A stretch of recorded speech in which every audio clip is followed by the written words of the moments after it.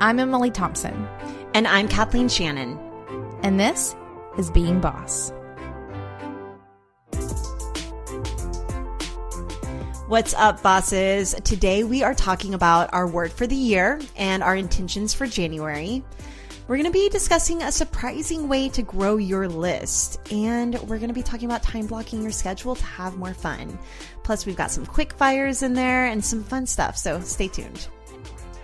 My word of the month is organization, and I'm guessing I'm not alone in that. I bet a lot of you want to get a little bit more organized and maybe a little more organized with your money.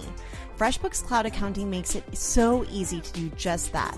The setup is easy, the system is intuitive, and it's designed for creatives who don't love spending their precious time on administrative tasks like bookkeeping. FreshBooks Cloud Accounting helps you keep your expenses, estimates, invoices, and reports organized, which helps you make more money.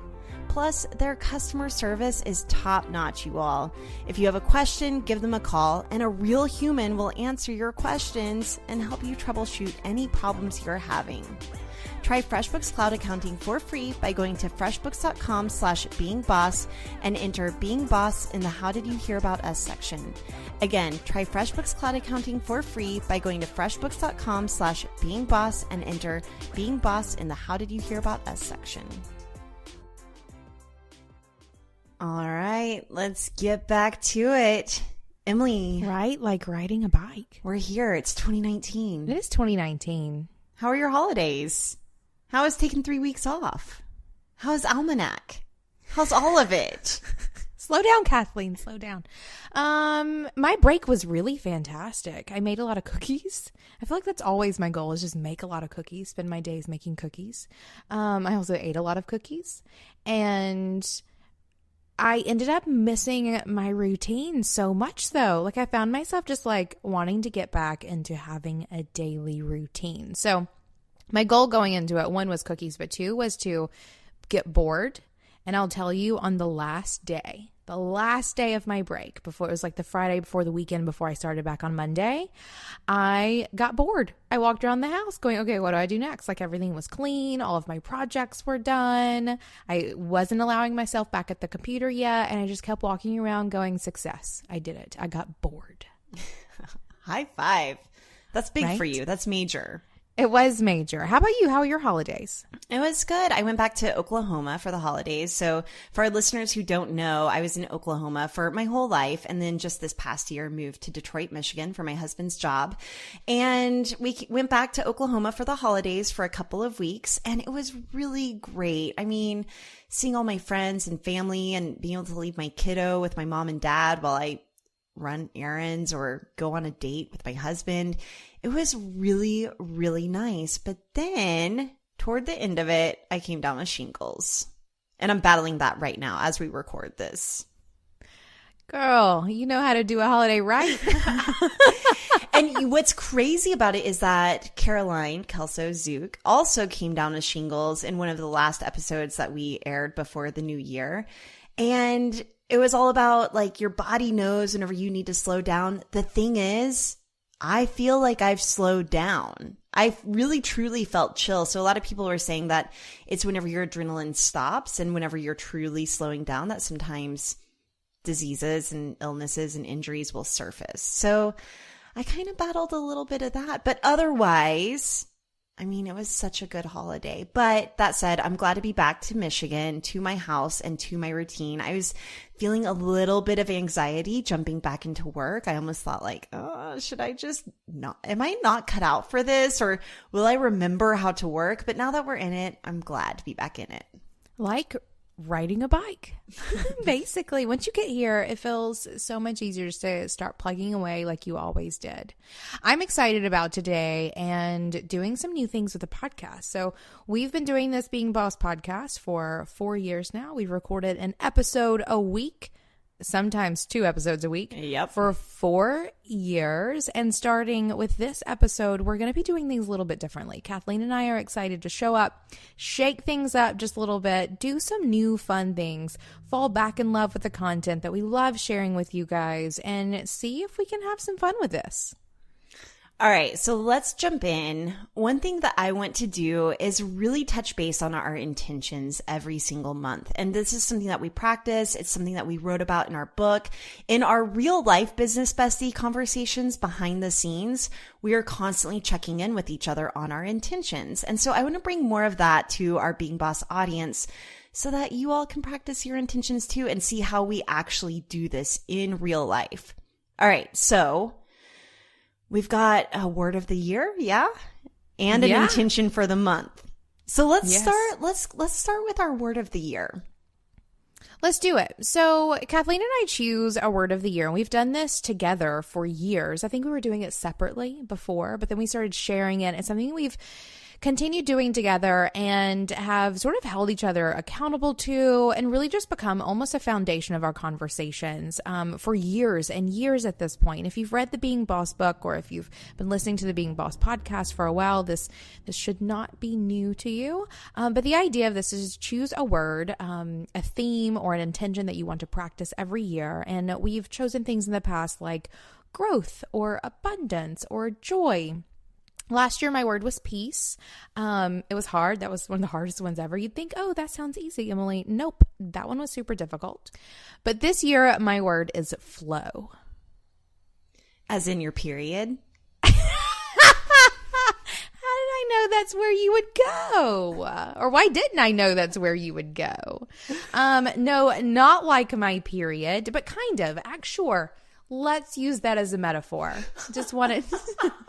Let's not use that. Could become a very disgusting metaphor real fast. No, not like my period, Kathleen. More like a river. A river coming out of your vagina. A river of clear water flowing through a vast landscape. How about that? I like that. I keep thinking about flow, and I think one of the reasons why peace was so difficult for me last year is because I am quite resistant to things. And it really came up for me a lot last year. And it's something where I thought I need to learn to just trust and flow and show up, but be guided, all of those things. So I chose this word, and it kind of haunted me a little bit for several weeks before we got into the new year. It was actually a word that I chose for my intention of the month, I think in like September or October or November. And I really enjoyed just sort of stepping back, trusting the process, sort of letting things go and flowing. And after I practiced it for that month, I kept thinking like, this is something that I want to spend a whole year diving into. So it ended up following me into the new year. I love it. We'll continue to touch base on our words of the year as we go through the year. But one thing that comes up for me whenever you're talking about flow is really setting yourself up to go with your flow. And I think that I think that you do crave structure and a lot of control. And part of this is probably letting go of some of that, but at the same time, creating boundaries for yourself so that you're not going with somebody else's flow. Yeah. So one of the things I think about often in this idea of thinking about it like a river, I read somewhere once, and I can't remember where it was, but it was a genius thing. And it talked about how the beauty of a river is, one, in that it flows, but two, in that it has boundaries within which to flow. Without those boundaries, it would just be a lake. Like it would not be flowing. It would just be sitting there. But because there are very defined boundaries, it has the ability to go somewhere. And so I think about that often whenever I think about what flow will mean for me in the new year. It's not about releasing everything and just seeing what happens. It's about defining those boundaries and flowing within them. I like it. What about you? Well, I can't just have one word of the Right. year. So last year, my words of the year were abundance and style. And so I actually spent a lot of time and even money on my style last year, and I feel like it really paid off. I feel really good in my wardrobe. I feel like I'm more of who I am. I invested in working with someone who is helping me shop and knew my style and really got my point of view, but also pushed me to try things that I would never try on before. So that ended up working out really well. And then the word abundance really helped me reframe how I consider rich and wealthy and money. It really helped me redefine a lot of those things in a really important way. And it helped me not chase the money so much, because the money can become really alluring and captivating and magnetic and hypnotizing, and it can lead to dark places, I think. I don't think money is bad, but where I was going with it probably in the past couple of years as I started making more of it was just wanting more and more and more. So this word abundance really helped me redefine what that actually means in a really positive and healthy way. Not to say I wasn't challenged by it like you were with peace. There were a lot of times where I had to deal with feelings of feeling broke or, I don't know. Yes, all this to say, I was challenged by it a little bit more than the style word. Okay, so jumping into this year's words. I think that my words are two, alignment and inspiration. So I'm going to start with inspiration, because one of the things that you and I have had a lot of conversations about is that you can't wait for inspiration to take action. And I'm really good at being decisive. I'm good at being self-motivated, even whenever I'm feeling tired or down or like I need to rest.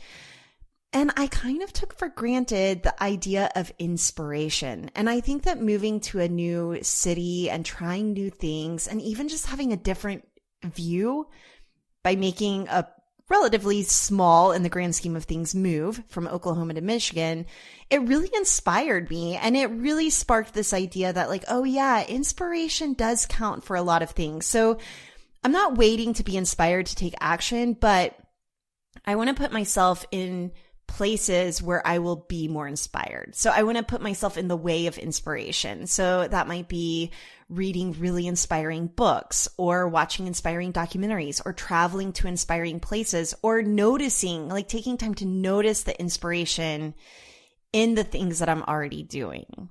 So that's a big one. And I love that you are recognizing that inspiration can be a very effective part of the creative process, and therefore you are prioritizing inspiration so that you can create more effectively. Right. And so speaking of creating more effectively, my big word of the year is alignment. So I think that you can probably attest to this, Emily. Over the past few years, we've been grinding it out hard. And we always talk about working smarter, not harder. But I think that there's this thing that can happen with ambition and drive, and not to position these as bad things, but where you're able to kind of push through the pain a little bit. Like even if we used working out as a metaphor, like pushing through the pain because you have the capacity to handle it. And we have the capacity to do a lot and to push really hard. But this year, and this kind of plays into flow a little bit too, I want to feel really aligned and inspired in the decisions I make. And I know in my gut that is going to be the one thing that helps me work smarter and not harder. I think if I can feel aligned and inspired in all of my decisions, I'm going to be excited to show up to do the work. I'm not going to get as burned out as easily. And on a more of a metaphysical level, I feel like the projects that I take on will be more successful if I really feel aligned and in tune with them. Those are damn good words. I'm excited to see what comes of all of this together. I feel like you and I used to come out of the gate with like these hardcore do shit words. Yeah. Right? Like we're going to bust their ass and do amazing things and it's going to be awesome. And I love that we've sort of moved into this space of like alignment and inspiration and flow. Like we've definitely like softened up and stopped hitting, the pedal to the metal quite so hard, and really are looking for the smarter, not harder, the go with the flow, the making sure that we are really in the right place at the right time, but not like with extraneous effort, but more like intentional effort. It's kind of a beautiful thing. I know. And that extraneous effort, it kind of... Is that the word? I feel, is that a word? Did we make it up? Extraneous effort? Yeah, I like it. Let's use it. But it does create this resistance that you were talking about, where like if you're pushing really hard against something and it's pushing back, it creates this resistance. And I think that you and I are both really good at being driven and ambitious and getting it done. And I think that maybe what this is showing us is that we both want to try just receiving for a little while, or like you said, softening our edges a little bit and seeing what happens whenever we don't push so hard. Right. I look forward to seeing what happens. All right, let's move into some words of the month then. So we do have this overarching word of the year that we practice, but we also like to do a word of the month either to focus in on that month, exactly, or to really support that word of the year. So what is your word for this month? Well, I've got two. Duh. Good. I mean, my first one was organization. That seems like a good word for the start of January. Get your stuff organized, get it in order, cross your T's, dot your I's. And there's a few ways in which I've been practicing that. But then as I was really thinking about my intention of organization, the word vision started bubbling up. And I think that before the new year, in one of our last episodes, I was talking about how I was having a really hard time setting goals. And I'm trying to scrap that because I'm still having a hard time thinking of like hard goals. It just doesn't matter to me. And really reframing goal setting as vision setting. So for some reason, the word vision started bubbling up. And I was like, that's interesting. Like, I do want to get my mojo back. I want to be working towards something, but I think I want to be working toward a vision versus a goal. So that word is coming up for me as well. I had no idea how these two words would tie together until, Emily, you showed up yesterday in one of our internal management meetings for Being Boss with this bomb-ass spreadsheet that helped me see it was an organized spreadsheet that helped me see the vision of our business. So it was kind of magical how that showed up in that way. Right. It was even color coded. It had math. It was legit. I love that I was able to bring you this example of vision and organization. And I don't think we had talked about our words of the month at that point. Like, I had just done this spreadsheet actually weeks ago during my holiday break. Of course you did. Right. There was one day late in the break where I had been thinking and working on all of these like ideas in my head about what we were going to do in the new year. And I was starting to get a little anxious about it. Like, I just needed to get it out of my head so that I could move on with the rest of my break. So I spent an afternoon laying in bed with a laptop, building this like multi-page spreadsheet that defined a like plan for the rest of the year, for both Being Boss, but then also indie shopography as well. So being able to lay out some roles and numbers and all of those things. And it was a very organized representation of the vision that I held and needed to communicate to you. So I love that I was able to bring those two things together by just making a cool spreadsheet. It was incredible. Some other ways, let me talk about some other ways that I'm implementing my word of the month intention, and then we'll move into yours and what it means. Perfect. And how you're implementing it. What else are you doing? All right. So I hired some financial planners. I love this. This is something I never really imagined doing. So kind of like hiring a stylist to help me with my word of the year of style. That's something that seems so bougie and nothing I would ever do. Same with financial planners. Okay.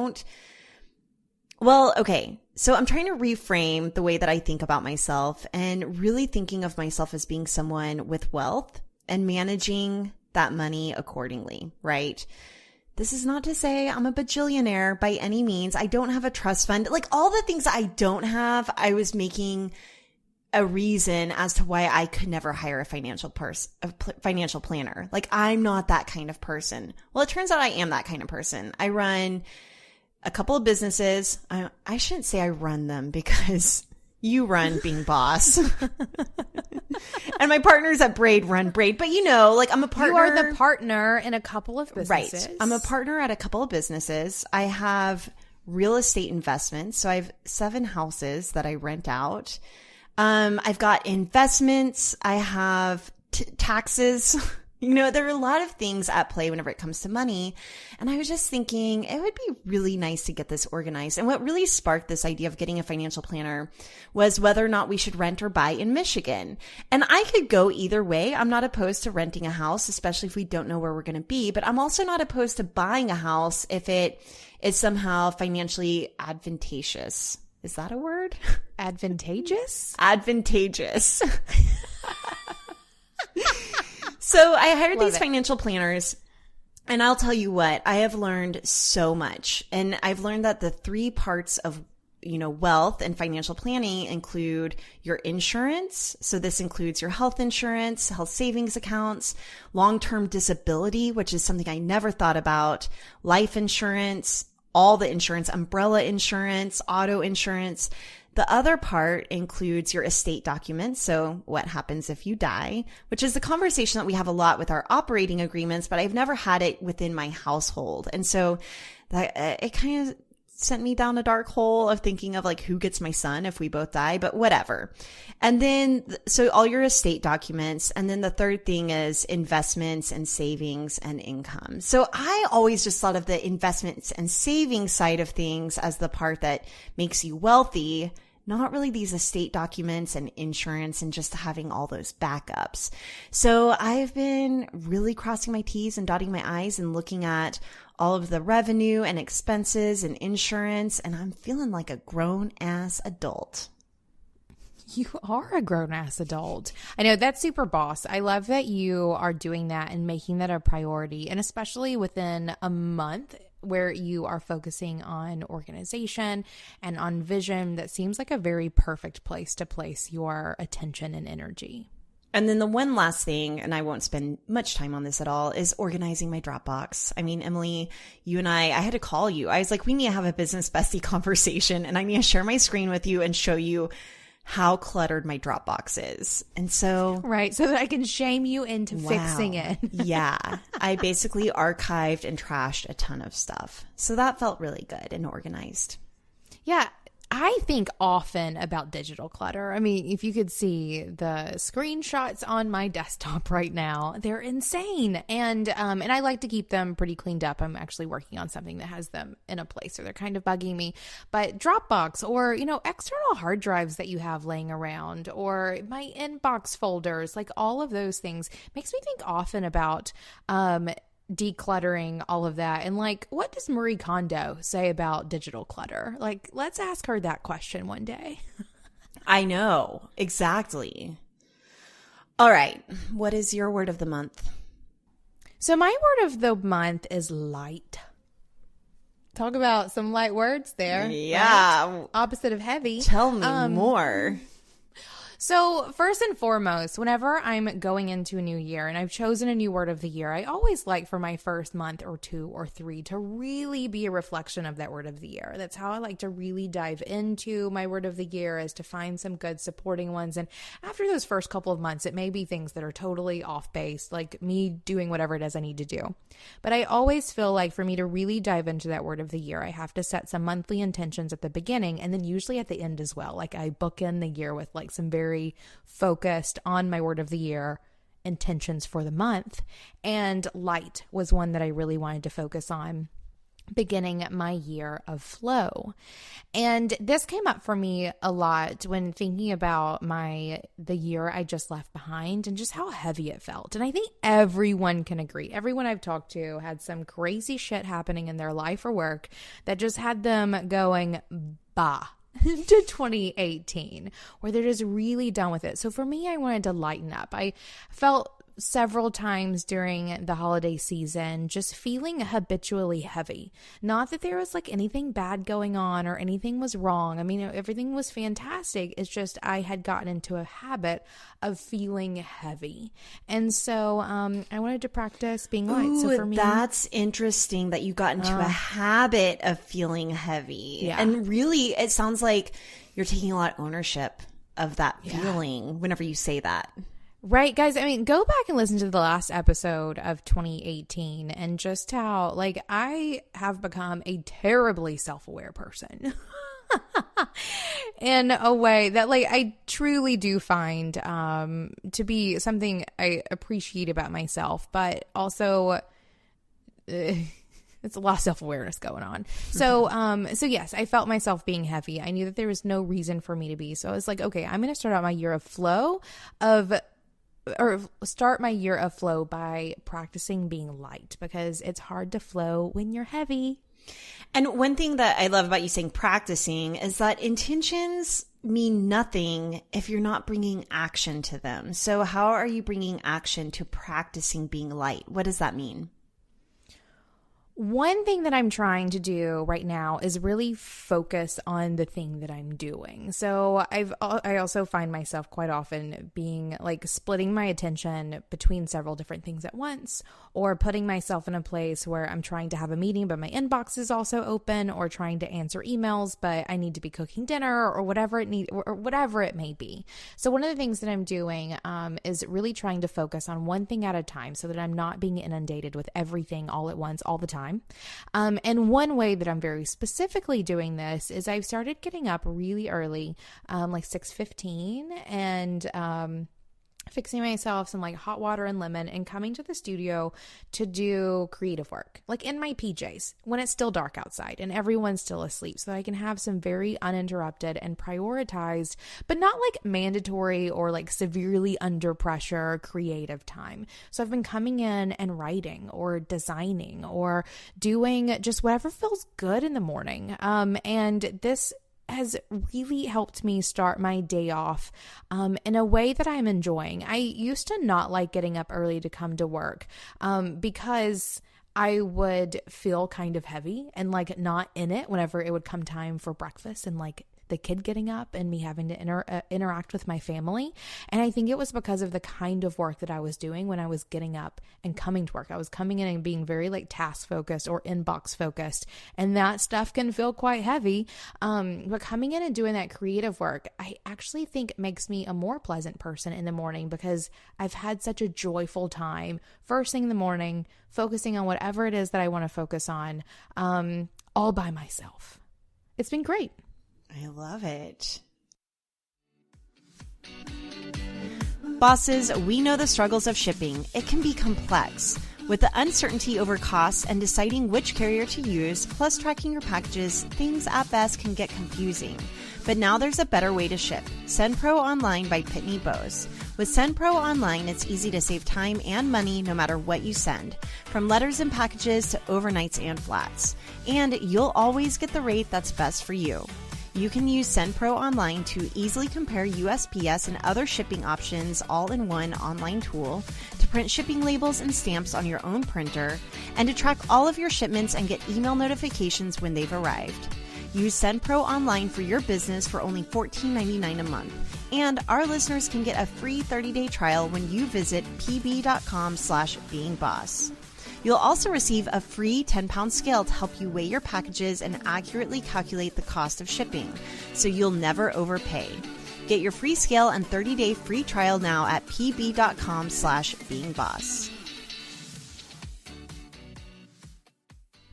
I want to talk about your planner and how that plays into your words. Because I love this leading question, Kathleen. Because your planner game is on point. Well, this is something that, okay, dear listeners, you should know that Emily and I are not just business besties, but we're basically Marco Poloing each other every day. Like, all the because time. we miss each other. So we were Marco Poloing over the break and really digging into some planning with planners, like pen to paper planner. And I felt really inspired by your use of a planner, and I got one myself. So let's talk about planners for a second. Let's do it, because I love planners. I have always loved planners. Planners have been part of my life for a really long time. And there has been a couple of years over the past several years that I've sort of fallen away from like paper planners, thanks to my Apple Calendar. And I've missed them. I've missed them a lot. So cute kid, my daughter Lily, I think she wants to go back to school next year. Like, we've been homeschooling her since the first grade. She will be going into middle school. soon, and she just has this great idea that she wants to go back to school. So obviously we're honoring that request, and we've applied her to some places. We'll see. But I also feel like as a mother, girlfriend needs to know how to keep a planner. Like she needs to know how to track her homework assignments and her projects and those sorts of things. So it really sort of started in that way. And so we were doing some Christmas shopping, and I was like, I'm getting her a planner and some stamps and some stickers and all of these things. But if I get her one, I also need to get myself one because I'm a mom and I can do that for myself.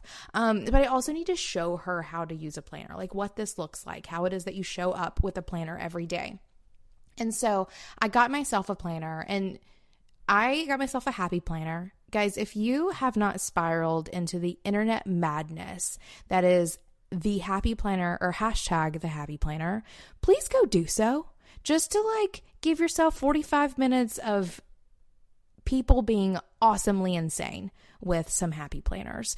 So I got myself a happy planner and some stickers, and I gave it to her for Christmas. Our first Sunday after the holidays, we sat down and did our first week and month of planning, and we've been doing it ever since, and we're totally enjoying it. My past experience with planners is not so scrapbooky, though I do love scrapbooking, guys. There was a time in my past where I was a hardcore scrapbooker as well.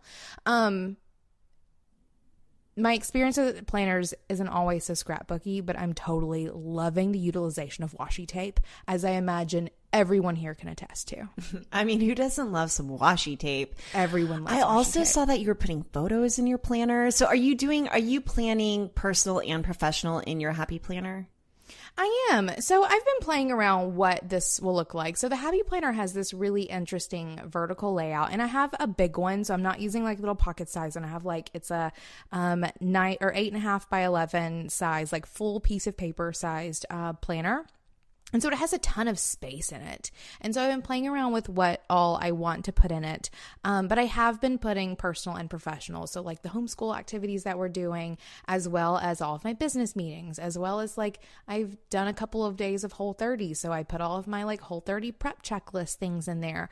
But then because there is so much space, and because I want to be light and have fun and be really intentional about life as much as work, I've also saved some space in there for putting Instax photos. So Instax cameras, if you guys are not familiar, are these cool little Polaroid style cameras where you take a photo and it shoots out the top.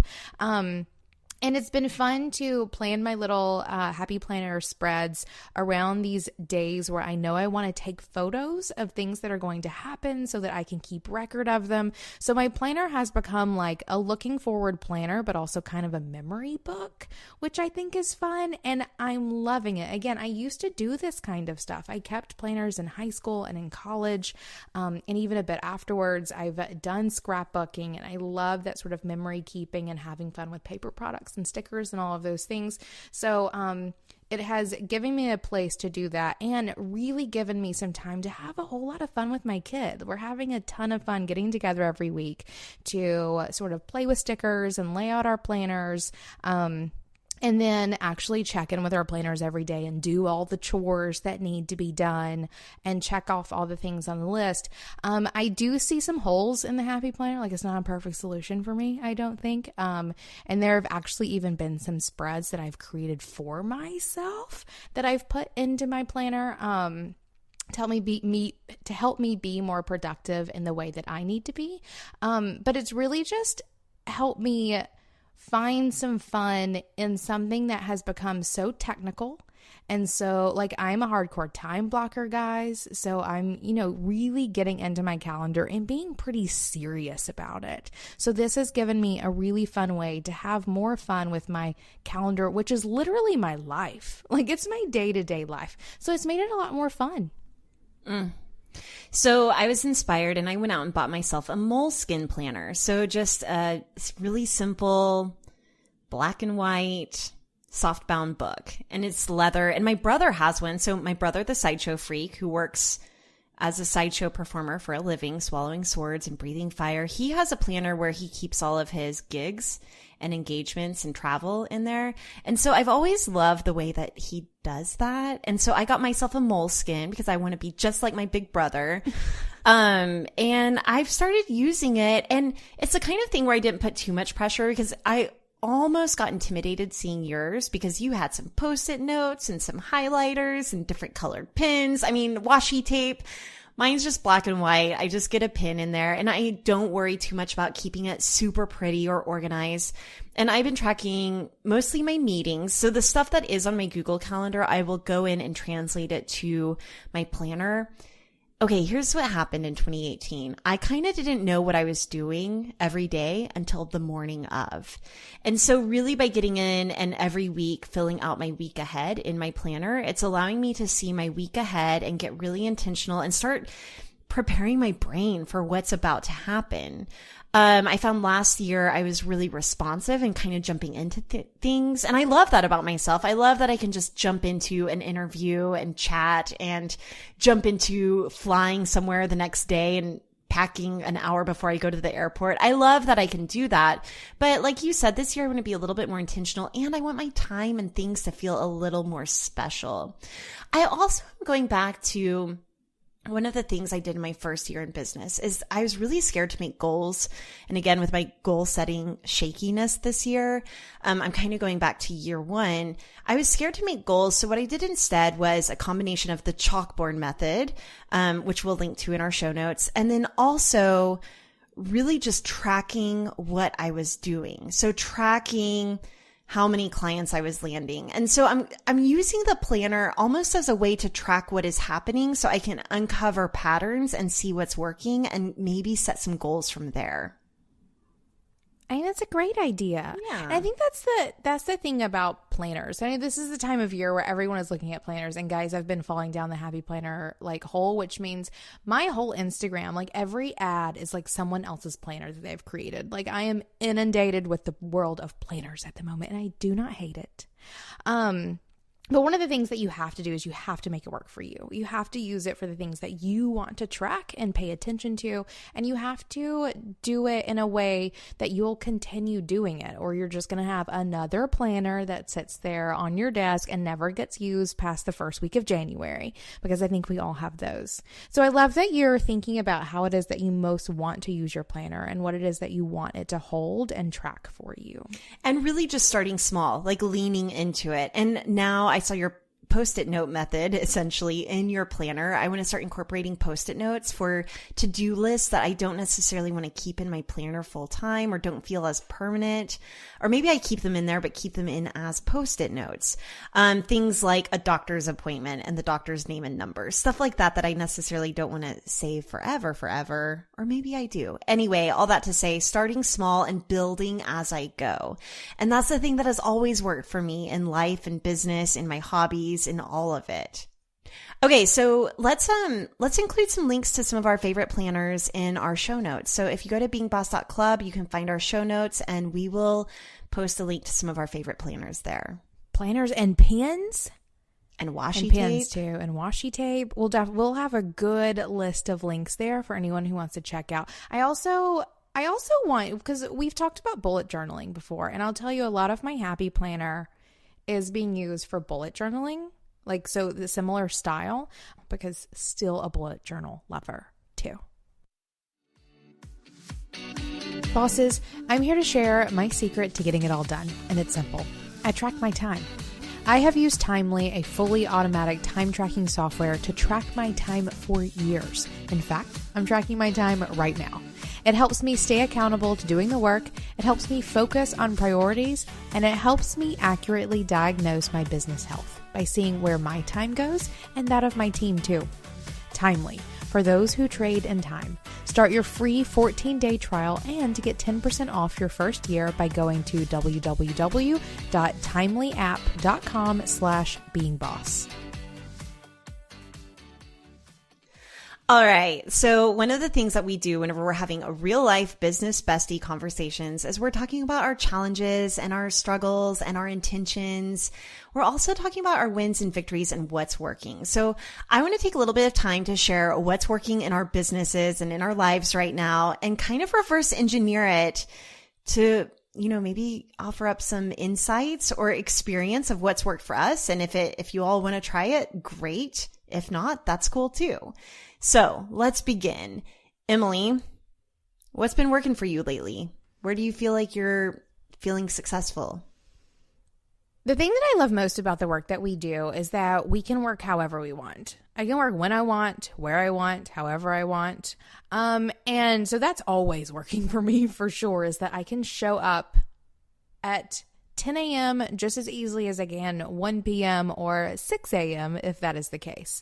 So for me, what is always working is my time blocking, like how it is that I show up and work for myself, and especially like in multiple businesses. So you guys, just to like refresh you, we're running Being Boss here.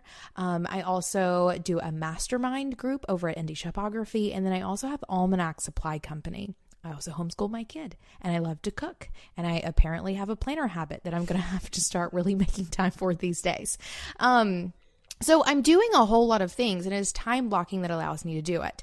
However, I have recently found myself feeling like I was in a bit of a rut, and this really started hitting home probably like mid-October, early November, or, all the way through the year, wrapping things up, and I just want something different. And I always feel like a holiday break is really great for me to remove myself from all of my routines so that I can start over fresh in the new year. And this is not like a new year, new you thing. This is just how the wheel of the year literally turns for me. And so I absolutely embrace it. So one of the things that's working for me at the moment is completely restructuring how it is that I time block my schedule. And if you guys want to know more about time blocking, Kathleen and I did a totally free training that you can find at beingboss.club/time, where we show you how it is that we time block our schedule so we can get all of the things done. But here's what I've done. I've totally switched up my time blocking schedule. So I used to have a really clear schedule. I would come in every day, do these things during this time so that I could get everything done. But whenever I feel myself in a rut, I like to completely switch that up. So one of the things that's working for me these days is a new time blocked schedule. A lot of this came from one, knowing how it is that I need to work and when it is time for me to change up my schedule. But I also spent some time during the holiday season reading a really awesome book that I would love to recommend to everyone, called Rest: Why You Get More Done When You Do Less. And this book follows several amazing, creative, awesome, productive folks like Benjamin Franklin and Tchaikovsky, and lots of really awesome scientists, and Einstein, and people you all will know. Or any moms? Are they recording any moms' schedules? I don't know that any moms are showing up for scientific studies. Like, they had too many things to do. But they're looking. I actually think you would love this book. They talk a lot about like brain chemistry and figuring out. One of the things they talk about quite a bit is how walking actually affects your ability to make decisions and things like that. That's in that Geography of Genius book, which I love so much. So this book is like step 2 of that book. Okay, then I'll read it. You should totally read it. It's really, really great. But one of the things they talk about is how creative people make space, usually early in the morning, for only that creative work, which is something that I talked about a little earlier in this episode. So I've made that a priority over the past several days, and I'm really enjoying getting up and focusing on creativity, having an afternoon block where I'm doing all of the like mundane to-do tasks that I have to do, and spending a late afternoon block doing all of my meetings and answering my emails in my inbox. So really thinking about these blocks of time and all the things that I need to get done and which business I need to be working in to make everything happen. It's been really helpful for me. At the moment, I'm writing about 1,000 words a morning, which is amazing. I have some new articles coming out soon, which I haven't made time for writing, guys, since we wrote the Being Boss book. And before that, I was writing weekly. So for me, it's been really great to get back into that writing space. It makes me feel like a total boss to be practicing a craft that I really enjoy practicing. So that's what's working for me at the moment. new time block schedule has me feeling newly invigorated and excited about the work that I'm doing. And I'm showering more often because I'm giving myself a time block to do that too. I do love that you're shaking up your schedule. So I talked about being inspired by literally moving locations, moving from Oklahoma to Michigan. But I think that that's another way to get re-inspired is to turn your schedule on its head a little bit or reassess. I think it's so easy to fall into these habits and routines that can sometimes cage us in without us even knowing it. Like that's where habits can sometimes go wrong. And so I love that you just took the time to really reassess and say, okay, what in my schedule is working for me and what isn't? So a hard example of this too is just the other day, because our schedules are so enmeshed with each other, we had to readjust some of our regular standing meeting times. And you said, I'm only taking meetings on these 3 days from this time to this time. And I love that you're doing that. Right. The thing that I'm loving, not like most about this, but one of the things that I'm loving about this is that it reminds me of the power that I have over my own life. I think oftentimes we completely forget about that we have the ability to make our own schedule, that we can be creative in the morning and answer our inbox in the evening, not the other way around, or whatever it may be. It's really been fun to remind myself that I have that power, to take that power and use it. But then also knowing that if in a week or 2 or 5, I'm tired of getting up and being in here at 6 a.m. to write, I can just stay in bed. So it's fun to practice that and to be reminded that we're all here doing this work because we want the freedom to do things like that. And oftentimes we'll just create an arbitrary schedule, get at it, not ever think twice about why we're uncomfortable in it, and do nothing about it. Maybe this is a good reminder to everyone that if it's not working for you, change it. Amen. Right? What about you? What's working for you these days? Okay, so I accidentally grew my stagnant list by, let me see, I have the numbers written down, by 2,000 new subscribers. So over at Braid Creative, I had 13,000 subscribers for, I would say, about 12 to 18 months. Like it had just kind of plateaued at that number. And I was fine with it. I wasn't doing any sort of list growth. I'm not as sophisticated over there as we are here at Being Boss about having growth campaigns or even funnels or stuff like that, right? So whenever GDPR hit, when was that? This last summer?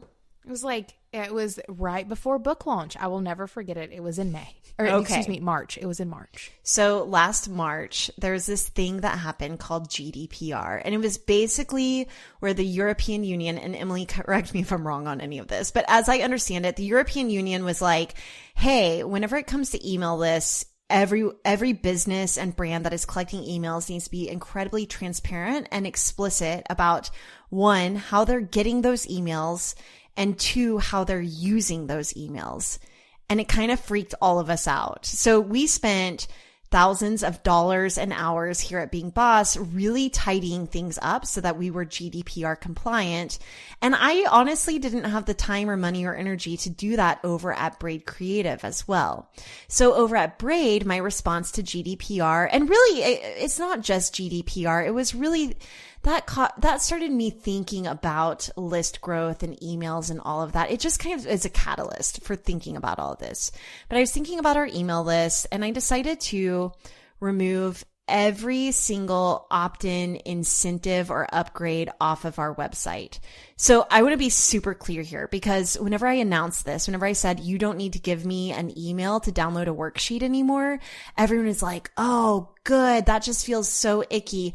I don't at all think that exchanging an email for good information is icky at all. I'm not anti-list growth tactics at all. This was truly just me kind of being lazy, if I'm being completely honest, right?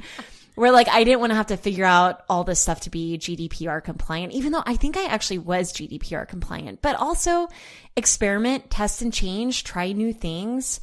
And so I wanted to try and see what would happen if I just made all of the worksheets and checklists and ebooks and the things that I typically had on my website in exchange for an email just completely free. So I did that, and that was in March.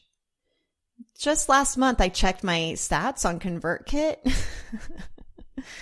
and my list had grown by 2,000 people. And like that was pretty significant growth, a 15% growth rate that I hadn't previously had.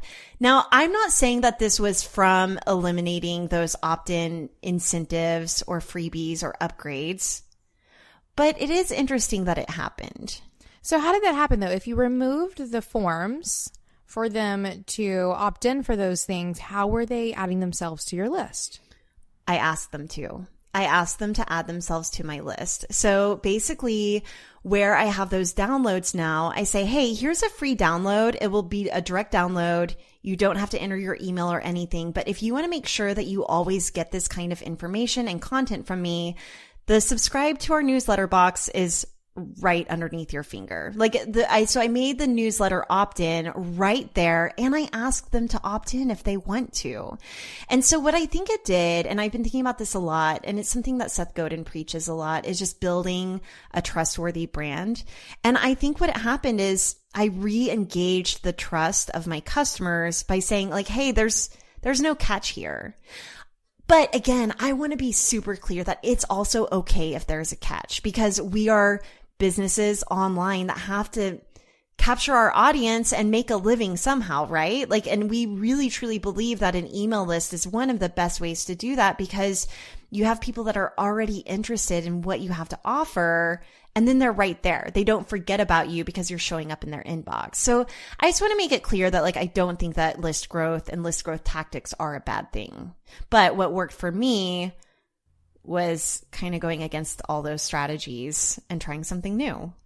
Right? I think that's genius, because really what you did is you just made a different list growth strategy. You didn't see it as a list growth strategy at all. You just saw it as I just don't want to become, or I don't want to change everything for GDPR, which high five. Right. For sure. I still have nightmares. I know. Still have nightmares. And I was still telling them what to do. So I was reminding them. You've just placed that barrier in a different place. Instead of before the worksheet, it's now after the worksheet. So if you want more of these, obviously do the thing. Or if you just want the one, here you go. I think that's genius. And I'm so glad that you found growth with that, especially after a stagnant list, because that's always a happy moment. But I also love that it was because you changed something and or went against a norm. Right. To get great results. And just proof here, guys, that blueprints don't guarantee success. Whenever someone says do this thing and you'll get this result, doesn't mean that if you do something else you won't get a better result. The tried and true tactic is not always the only tactic. And at the same time, or the best one. I might change my mind. I might try new things in the future. I like trying different things at Being Boss than I do at Braid to see what works in both places. And you like to try different things at Indie Shopography, and then we can see what works. And sometimes it just depends on the business. We can be the exact same people, partners at a couple of different businesses, and different things are going to work totally differently. Right? Every business is going to be different. So again, beware of blueprints, guys. Beware of blueprints. But it's just another thing. It's another thing that's just bringing me back to the basics of how I started and what worked for me in the beginning. And can I scale what worked for me in the beginning whenever I felt like a baby boss, now that I'm a big boss, And how can I scale these more grassroots tactics or see how they work now? I love it. Test and change. Test and change always.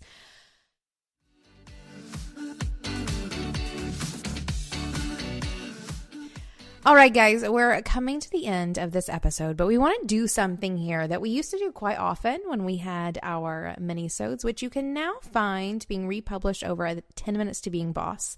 But we want to do some quick fire questions that you guys have asked us. I think these are maybe even from Instagram, so DM us some Instagram questions. Or shoot us an email at hello@beingboss.club. We are going to be answering some questions right here as fast as possible. Kathleen, can we do this? Let's do it. Number 1, what software do you use to schedule social media? All right. So I'm pretty old fashioned and I like to write it up in a Google Doc and push it manually. That is crazy. I know. I know. It's not crazy. That's great. I like to do them also just right there in the Instagram app, guys. Isn't that weird? That's weird too.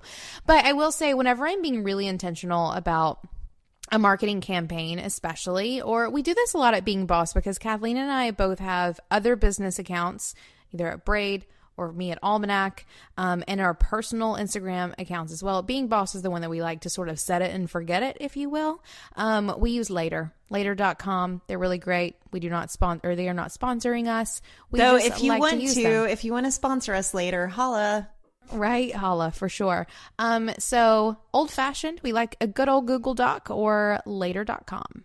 All right, next question. And we got this over the break in our Being Boss direct messages. So if you all have any questions for us, just send us a direct message in Instagram and I will collect it for these quick fires in the future.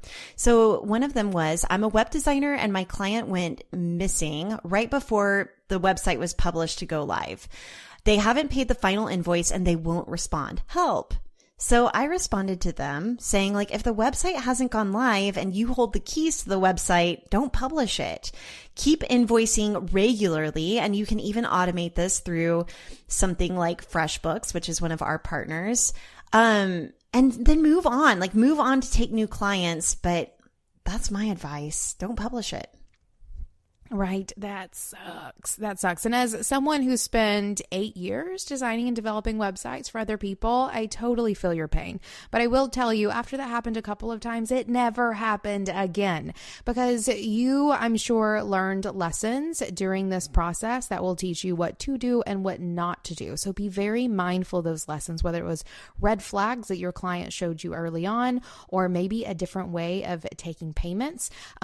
I did do a course on this. RockYourWebDesignBusiness.com is a place where I created a course that teaches you how it is that I created a web design and development process that had me launching every website and my clients never missing a payment. So if you'd like to learn more about that, hit it up.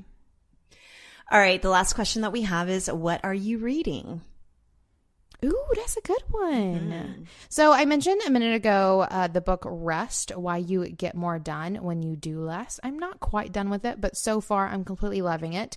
But to give you something that I haven't mentioned before, one of my favorite books that I read in 2018 was a book called it was called Grocery, The Buying and Selling of Food in America. If I'm not mistaken, that was the whole title. A real light topic there. Guys, it was fascinating. And not only as someone who loves food like I do and loves grocery shopping and cooking and restaurants and all of those things, but also as a business person looking at the evolution of a market that is food was really fascinating. And it also really shifted the way I even shop for groceries now, and how it is that I think about grocery stores. It was kind of fascinating if you guys are looking for a deeply intriguing book or something that half of you may find completely and utterly boring. I loved it. But didn't it send you into a little bit of a tailspin? Only slightly, and for a short period of time. Now I feel like I'm much better off for it. In hindsight, you loved it. In hindsight, it was worth it. But I mean, everyone should know these things about buying organic food. Let's just say that. Okay. So my favorite book of 2018, or one of my favorite books, was Atomic Habits, Tiny Changes, Remarkable Results by James Clear. So I kind of went on a business/self-help book hiatus, and it's a hiatus I'm still on. I mostly read memoirs, but this book was really good. It articulated a lot of things that I felt about habits and making change, and even stuff around, I don't know, just the key takeaway is to just get 1% better every day. And another big key takeaway was, for example, if you're wanting to start the habit of, let's say, meditation. That's one that I'm terrible at.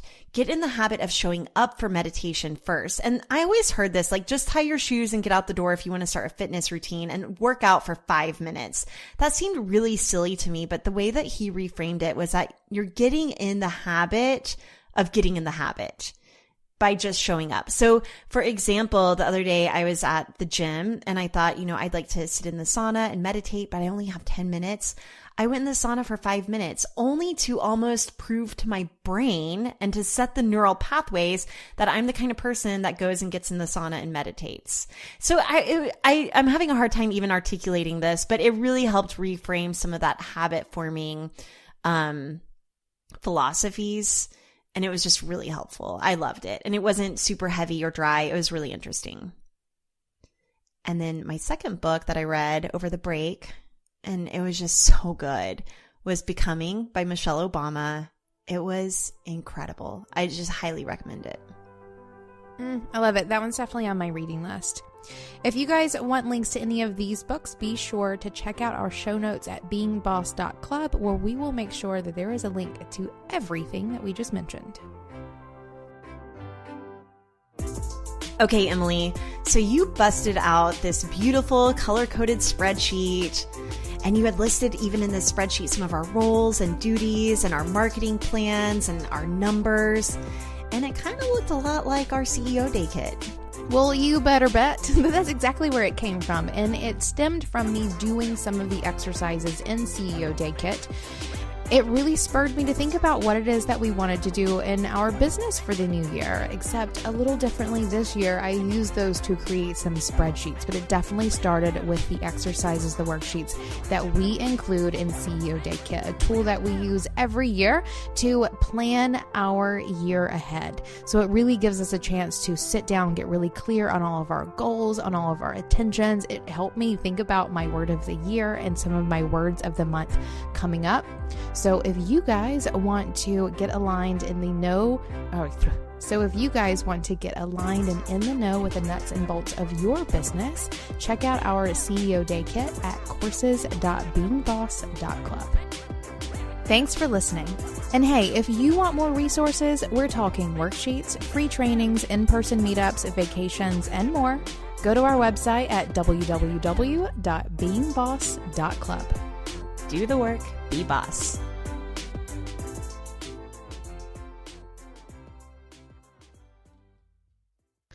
All right, here is our final segment for the bosses that stuck around. When Kathleen thought she was going to die. So we've decided we want to do this because Kathleen always has a story about when it is that, or a recent time she thought she was going to get murdered. So Kathleen, I need to know, and I think everyone is dying to know, pun intended, when was the last time you thought you were going to get murdered? Well, okay, let's start this off by saying every time the mailman comes to my door, I think I'm being murdered, right? Fact. And I also, always... every other time you're in the shower. Oh yeah, every time I'm in the shower, I lock my door and I bring my phone into the shower with me just in case someone tries to murder me while I'm in the shower. Recently I took an Uber and I got a weird vibe from the guy, and I kind of wish that I hadn't put in my home address. Do your Ubers drop you off at home? Yes, I never really thought about it. And you never think about being murdered afterward? No. Okay. Well, and then there was that one time. Maybe that just means I'll be ill prepared.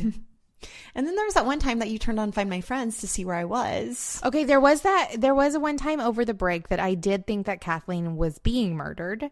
And so, we were supposed to be meeting, or we were going to mark it was when we were going to talk about Dropbox. That we talked about this early in the episode, that we were going to have a little meeting about Dropbox. It was very informal. We'd been like making plans over Marco Polo. And she was like, I'll be home tomorrow at 2 and we can talk then. So instead of like texting her every 15 minutes, like, are you home yet? Are you home yet? Are you home yet? We have Find My Friends turned on for each other on our phones. And I decided to FMF her, Find My Friends, to see if she was home yet. She wasn't home, according to FMF. She was in the middle of a field. And so my first thought is, her body's been dumped. And I was just like so grateful in that moment that we have Find My Friends, because in the event that my body is ever dumped, you better know where you screenshot that. Call the police. Well, I screenshotted it and texted you and was like, are you dead? Gratefully, you wrote back and said, no, not this time. So I'm alive. Stay tuned for future segments of Did Kathleen Get Murdered? And I have to say, it's a little heightened whenever I'm listening to true crime podcasts. I'm going to pump the brakes on that. You probably should.